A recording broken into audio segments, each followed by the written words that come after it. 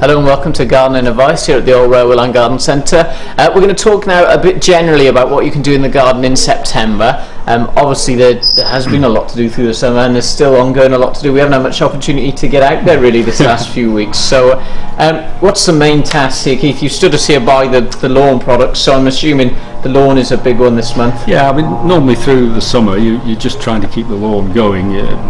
It goes a bit brown, it's not at its best, and when you get into September the rains come again and the lawn starts to green up. We've had the rains a bit earlier this year and I think people have been cutting their lawns probably most of the summer. They've had to do that's fine, but in September this is the time really to start getting it ready for the winter and tidying it up. So sorting out the edges and reseeding around bare patches. Grass will germinate well in September.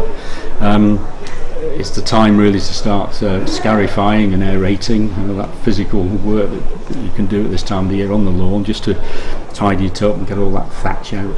And it's the time to start putting on the autumn feed. People have been using a summer feed from about April, which has got lots of nitrogen in, so that encourages leaf growth. But in the autumn the feed changes to one that's higher in potash, which encourages root growth, so it makes the grass stronger through the winter and gets it off to a good start next spring. So that can start going on in September and through October and even into November. So got a lot to do on the lawn to put it to bed for the winter really, and to recover it from the summer. That's brilliant. Anything else aside from the lawn mower that people should be thinking about or looking into in the garden? We know lots of people have got ponds. It's an increasingly popular thing. Keep feeding the fish until the weather finally turns. Hopefully that won't be until perhaps in November. Perhaps taking out some of the oxygenating weed, because that grows really well and it can, particularly with small ponds, can begin to choke the pond, so perhaps taking out a bit more of that. They can go on the compost heap after it's been left on the side of the pond for a night for creepy crawlies to go back into the water.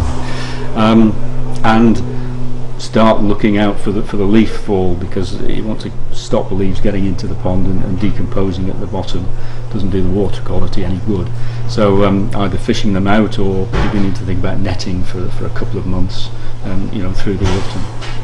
That's brilliant. I know you were keen to just have a little mention of the birds in the garden, so what's going on with the birds then? Well, some people will have been feeding through the summer, but other people don't. But September is a time when I think they start to think about the birds again and letting them build up their energy for the winter.